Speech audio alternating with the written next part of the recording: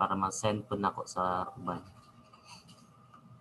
Okay, so we are now in the techniques of risk analysis in capital budgeting. So in capital budgeting, for us to assess the risk level and for us to mitigate or even find ways para mawala na ang risk, we have techniques in analyzing possible risks. So these are the following, the statistical techniques, conventional techniques, and other techniques. So under statistical techniques, we can use probability, variance or standard deviation, and coefficient of variation. For conventional techniques naman, we can use risk adjusted discount rate and certainty equivalence. And for other techniques, we can use sensitivity analysis, scenario analysis, break even, and even decision tree analysis. So now let's start with the statistical techniques. So first, pwede nato gamiton class in analyzing risk is for us to compute the probability. So when we talk about probability, this is a measure about the chances that an event will occur. So one way ang nagagamit og probability class is kanang determining the weather condition, kung muulan ba karon or dili o yang hapon. So kana siya dili man ta certain sa mga butang. So when an event is certain to occur, probability will be 1. And when there is no chance of happening an event, probability will be 0. So ginatan-aw ra nato if probable ba nga muulan or dili, So gina-predict lang nato, prediction. So that's for probability. So mura ra gug untahay mag-invest ka aning investment scheme. Muhatag ba ni siya return pila ang probability nga muhatag siya og dako-dako nga return, and pila man pud ang probability nga gamay ang return. So that's for the probability lang. So example is, for example, we assume atong best guess nga cash flow is 300,000. Just don't mind the so 300,000. So ang probability ana when we computed it, naado siya 0.3 or 30% probability nga ang cash flow is 300,000 ang mahatag nga probability. For 200,000, 0.6 or 60%, and for 120 there is a probability nga na ay 10%, So for example, next technique is the expected net cash flows, So ang expected net cash flows are calculated as the sum of likely cash flows of the project multiplied by the probability of cash flows. So expected cash flows are calculated as follows. So ENCF, or expected net cash flow, is equal to the summation to the power of n, I is equal to 1, NCFI times PI. So where ENCF is the expected cash flows, PI is the probability of cash flow, NCFI is cash flows. So thus, if we will use this sample sa taas, we can have this answer ENCF. So for the best guess na nato 300,000, may probability nga 0.3. So for us to compute the expected cash flow, i-times ra nato si cash flows and si probability. Thus 300,000 times 0.3 is equal to 90,000, and so on and so forth. Thus ang expected net cash flow class is 222,000 if we will undertake that project. So inana lang, for example. So that is for the expected net cash flow. So it is not really that important nga kinahanglan kanang how jud kay mo ani kay because pero this is just a recapitulation sa inyong asa gani nga subject. Kalimot mo to Unsa gani itong subject mo mayang to mag-compute ra? Katong p-value ba? Dili. Kanang taga-summer gid iyatag. Special topics mo ni? Nato isa. Sige, basta. Okay, so that's for expected net cash flow. It is important nga kabalo mo unsaon pag-compute ana lang ang process. The next is the other techniques, no, such as sensitivity analysis. So kining sensitivity analysis, can you still remember sa inyong economics katong elasticity, no? When the isa ka variable mo increase, naiuban yung mga variable yung mo decrease, no, kanang negative ang effect, no. So this is also same like sa katong kuan elasticity. Kinatan-aw nato unsa ka sensitive ang isa ka variable whenever the other variable will change, no. So that's why when I talk about sensitivity analysis, this determines how different variables of an independent variable, no, affect a particular dependent variable. So meaning, for example, we have identified an independent variable, no. Let us say, sa may example ani, ang independent variable, let us say price, no. Kung tahay mo increase daw si price, ang dependent variable, let us say ang iyang demand, no, sa product. Kung tahay ang independent variable is the price, so what if mo increase daw ang price, what will happen to the demand, no? So di ba sa economics, when the price increases, the demand decreases. More ana good class. So ginatan-aw nato whenever kung tahay na i-changes mahitabo, let us say sa independent variable nga atong na consider, unsa daw yung effect sa dependent variable, how sensitive the dependent variable is with regard sa changes nga mahitabo sa independent variable. So when we talk about independent variable, di ba, mao man itong dili siya matandog, no. That's why ginatawag siya independent, maka-stand alone siya, no. Pag mo intag dependent, kini naga-change ni siya depending sa independent variable.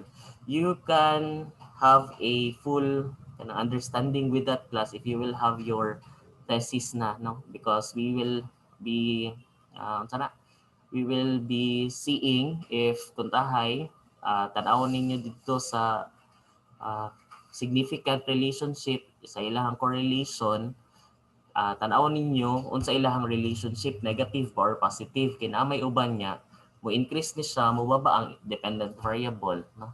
So inana. So sensitivity analysis is used in business world and in the field of economics. So this is usually common in financial analysts and economists, no. And it is also known as what if analysis. So a sensitivity analysis determines how different values of an independent variable affect a particular dependent variable under a given set of assumption. So let us see how sensitivity analysis works, no. So sensitivity analysis is a financial model that determines how target variables are affected based on changes in other variables known as input variables. So mora man ni akong gisulti class, no, gi-reword lang, no. Ginatan-aw nato diri unsa ang effect sa changes nga nahitabo kay independent variable kay dependent variable. So this model is also referred to as what if or simulation analysis. So it is a way to predict the outcome of a decision given a certain range of variables. So let's have an example, no, sa sensitivity analysis. So let's assume Sue is a sales manager who wants to understand the impact of customer traffic on total sales. So meaning, atong ginatan-aw nga variable diri class is unsa daw ang impact ni customer traffic sa total sales. So I have a question. By just reading the statement, asa man diri independent variable class nga iyang gina-consider ni Sue? So ako na lang. So ang gina-consider nga independent variable ni Sue is si customer traffic, no. Kay ginatan-aw man, gusto niya tan-awon unsa daw impact sa customer traffic sa total sales. So ang dependent variable for this scenario is total sales. So she determines that sales are a function of price and transaction volume. So the price of a widget is 1,000. Let us say ang presyo daw sa widget is 1,000. Sue sold 100 last year. So 100 iyang nabaligya. So 100 times 1,000, iyang total sales or total halin is 100,000. So Sue also determines that a 10% increase in customer traffic increases transaction volume by 5%. So nakita na determine ni Sue nga puntahay na daw 10% 10% increase sa customer traffic, ang transaction volume kay mo increase sa 5%. So this allow her to build a financial model and sensitivity analysis around this equation based on what if statement. So it can tell her what happens to sales if customer traffic increases by 10%. So meaning, kung mo increase ang customer traffic og 10%, we assume nga mag-increase ang volume sa sales sa by 5%, no? So kung tahay as this increases, mo increase pud ni siya, no? So that's why based on 100 transaction today, a 10%, 50%, and 100% increase in the customer transaction equates to an increase in transactions by 5%, 25%, or 50% if mo ni ang basihan, no? So meaning kung tan-awon nato plus half, no, kung mo increase gani ang customer traffic, half of it mo pod ang increase sa transaction. That's why di ba, so 10%, 5% ang increase sa transaction. If 50%, 25% ang increase sa transaction. So inana ato ang pag-analyze, no. So that is sensitivity analysis. Thus ginasulti ra diri, ginatan-aw nato ang impact sa changes sa independent variable sa iyahang dependent variable. Nasabtan? Next is scenario analysis. So we are seeing or kanang considering different scenarios. So scenario analysis is the process of estimating the expected value of a portfolio after a given period of time. So assuming specific changes in the values of the portfolio securities or key factors take place, no, such as the change in the interest rate. So kining scenario analysis, for example, we are investing, no? We plan to invest. So sa atong pag-invest, tanawon man nato, no, kanang ato ang portfolio, investment portfolio. Asa man ang mas nindot or mas dako og hatag nga interest rate. So tanawon natong different scenario. For example, diri ta mag-invest kay company A. Pila man ang iyang mahatag nga return?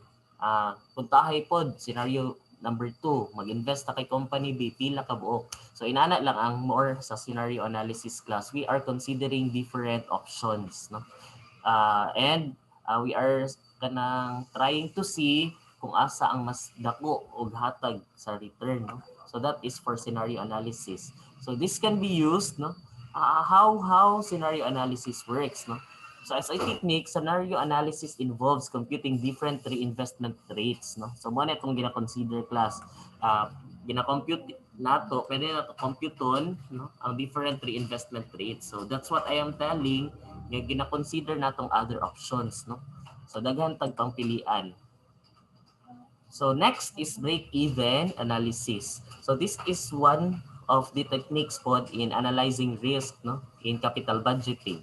So break-even analysis entails the calculation and examination of the margin of safety for an entity based on the revenues collected and associated costs. So when we talk about break-even, di ba, kanang pantay, no? Kanang kuan lang, equal. So ginatan-aw nato diri kanang kanang pwede nato tan-awon class pila dapat atong mabaligya ani nga product kay para ma-break even na ta sa cost nga atong nagasto, ana god. So later, no, sa atong discussion makita nato. So one of the ways, no, for us to have an analysis with regards to break even is for us to compute contribution margin. So this is a key component of performing break-even analysis. So when we talk about contribution margin, para masabtan nato, let's have an example, no? So if a product sells 200 pesos each, so meaning ang 200 kuntahay daw atong product is tag 200 atong baligya, no? And the total variable cost, pag mo intag variable cost unsa ganin ni? When we talk about variable cost, sige manawag ta kay para challenging. See, let's have Estrella Kimberly. Unsa ganin ang total variable costs?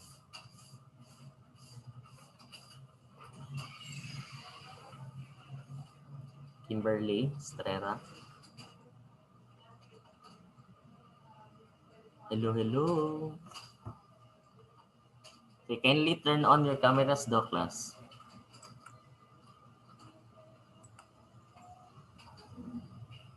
Sige, sikuan na lang.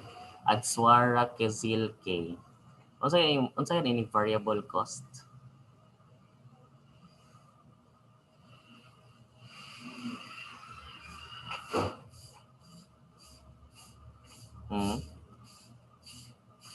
From the word variable.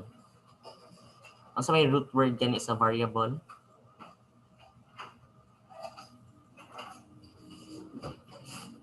Vary no vary. So kung tayo vary, unsay pasabot sa vary?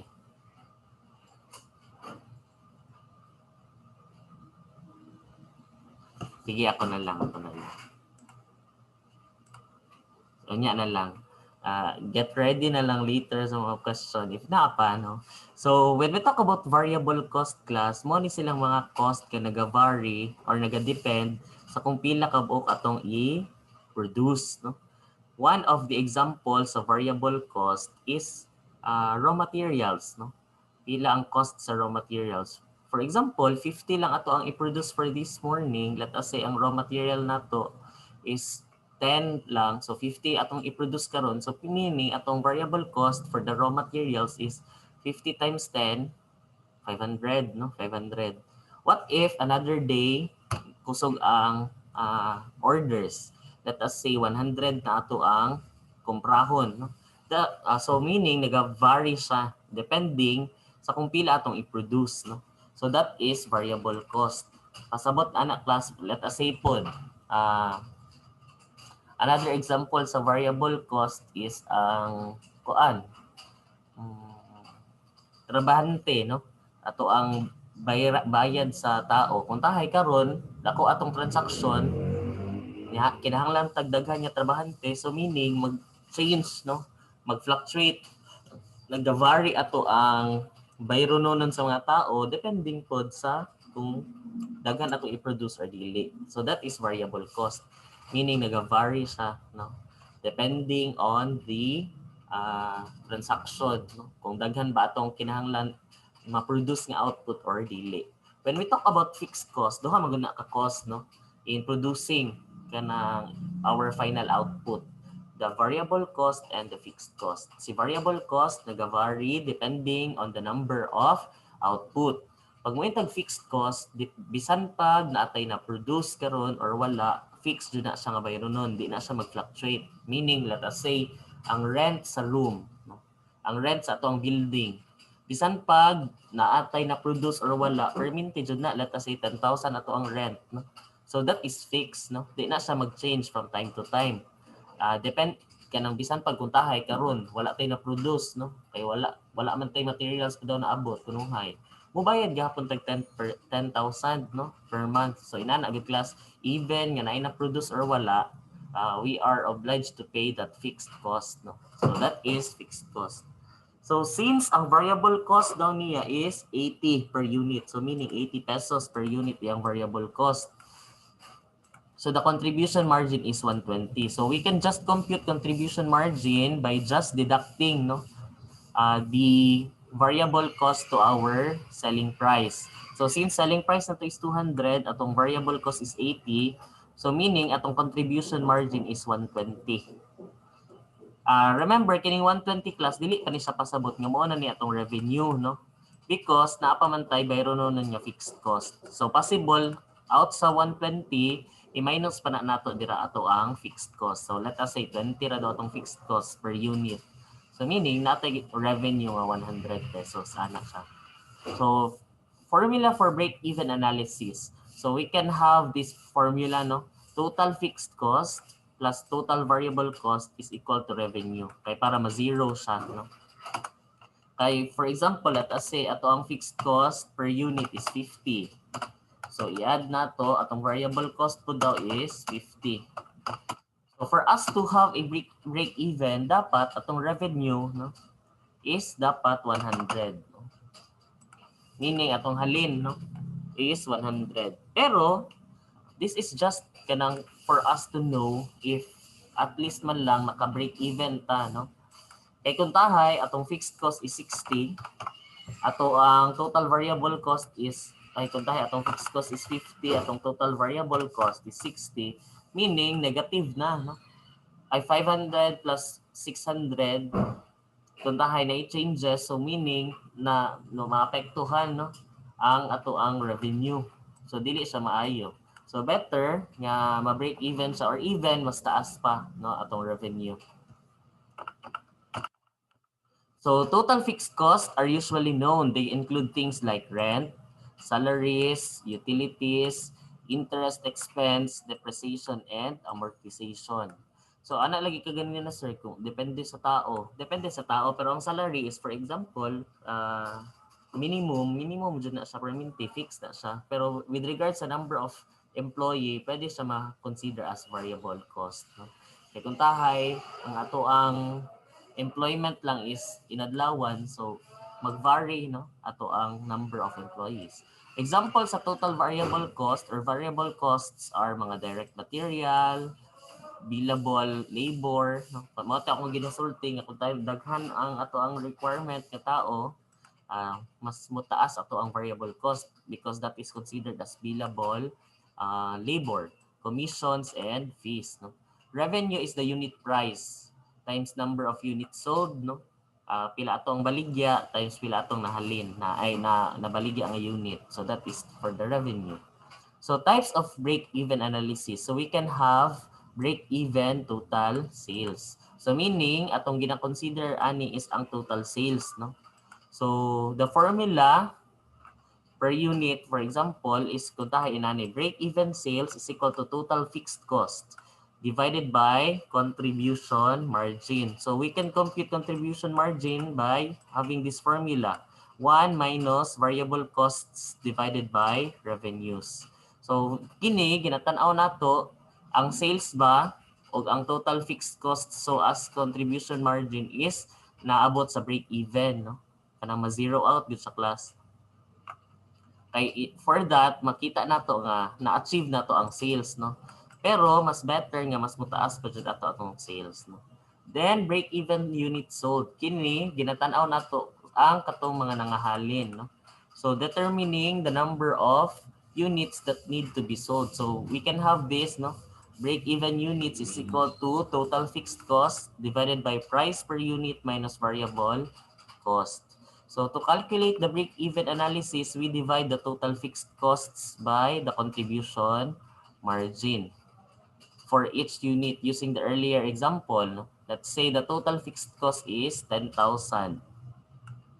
So kung tahay, 10,000 ang total fixed cost. I-compute na to ha. 10,000 divided by price per unit. So pila may price per unit? Ang price per unit is 200, no? So 200 pesos minus variable cost, which is total variable costs 80 per unit. Sorry. 80 per unit.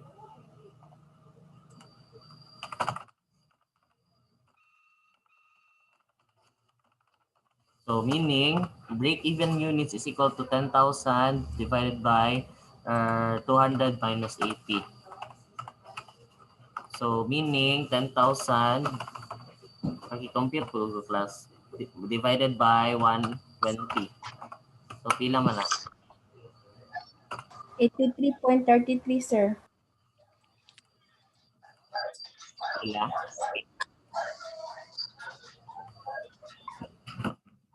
83.33. 83.33. So unsa man ang 83.33 pasabot niya class? Kining 83.33 mao ni dapat ni nga units, no, atong mabaligya kay para ma-cover up ato ang cost. So that's why gi-compute nato ang break-even units sold. Meaning ani class dapat 83.83 units atong mahalin, no, or mabaligya kay para ma-cover up tong cost, no. Kay if we will compute pila ka units ato ang ay pila man atong gasto class, gasto na lang.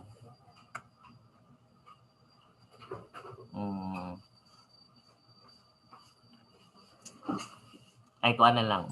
83.33 units. I-times po na to. 83.83 times 200. Pila man na. Pila na, class? 16,666. Tama ba? 16,666. Dapat mo na to ang mabaligya, no? 83.33 units times 200 man per ang each. Pila day atong nagasto, no? Tanaw na to pila atong nagasto. Pila gani ang variable cost? 80 per unit.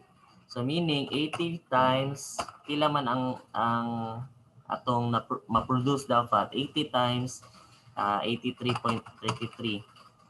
Pila man na? 6,666.40.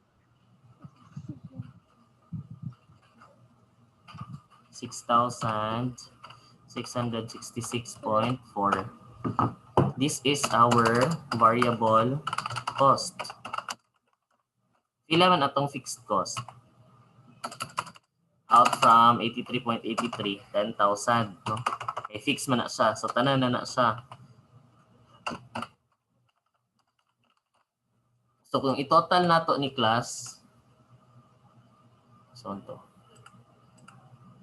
underline 10,000 plus 6,666, pila man? Di ba ang total is 16,666.40. So same ra sila, no? Sir, na may 0.40 hinungdan na sa pag-round off sa 83.83, no? Kaya napaw na siya 3333 man siguro, no? Infinite. So pasabot ani class, mo na ato ang halin, no? Mo na atong nagasto sa 83.83 units. So break even siya, no? So unsa may analysis ani? Dapat makasugod na tag income, na natay income sa 85 nato nga babaligya or 84, no? Sa atong 84 nga unit, dito na nagsugat ato ang halin, no? Pasabot ana class is that mao ni ato ang cost nga na gasto. Ma-cover up ni nato once makahalin na tag 83.83 units. Pero wala may 0.33 no nga unit, so 84 na lang. 84 units. So ma-cover up na to atong cost nga nagasto whenever makabaligya na tag 84. Magsugod atong halin, no? Ato ang income pag makahalin na ta sa ika 85, 86, 87 nga unit. So dito na mag-start jud ato ang halin. So naget, so I hope nga nasabtan, no? So that is for break even analysis if you want to see kung pila dapat atong mahalin, no? Kay para na makaabot ta sa break even. Next is break-even price. So kini po, di ba ganina, ginatanaw nato ang pila dapat atong halin. Kini is break-even price, ginatanaw nato pila dapat atong ipresyo, no? So magsugod ana sa so, puntahay pag compute nato sa break-even price, kana sa nga price of course dili na mao atong i-impose. Pero kabalo lang ta nga mo na sa break-even price. So dapat pag mag-impose tag price, above na siya sa break-even price, no? So if you want to compute, dili na lang ta no kay madugay. Yeah, you can have these formula, no?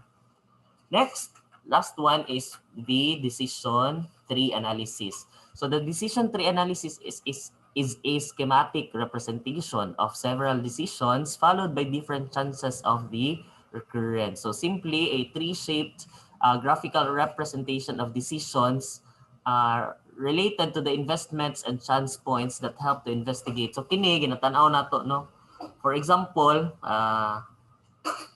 kini nga point, no, decision tree, na tan-awon nato ang mga options, no? Puntahay mag-carry out pilot production and market test ta, no? Then ang puntahay sa C1 node, sa node, no? Di kay ko kasabot sa example. Basta ang decision tree lang class is, for example, first part. If we will undertake this investment, so mag-drawing ka, so padulong diri. Kung tahay dili pod, so wala na siya mahatag. So tan-awon nato kung mag-invest ka, unsa man po'y possible, no? Asa man nato i-invest. So kanang mag-draw lang ta, no? O mga possibilities if yes or no. Ana god. If mo invest ba to or stop, ana class. So that is decision tree, no?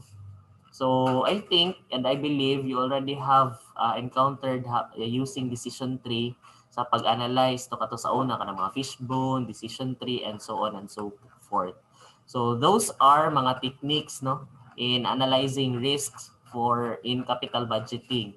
So if you have question, you can just chat me, no, sa sa kuan na to group chat GC. So that ends, no, the discussion for our big picture B. So hopefully, mag-study na mo in advance because our examination will be on Thursday. So napa mo time tomorrow para mag-study. Any other question, class? Mag-attendance ako. Kindly turn on your cameras.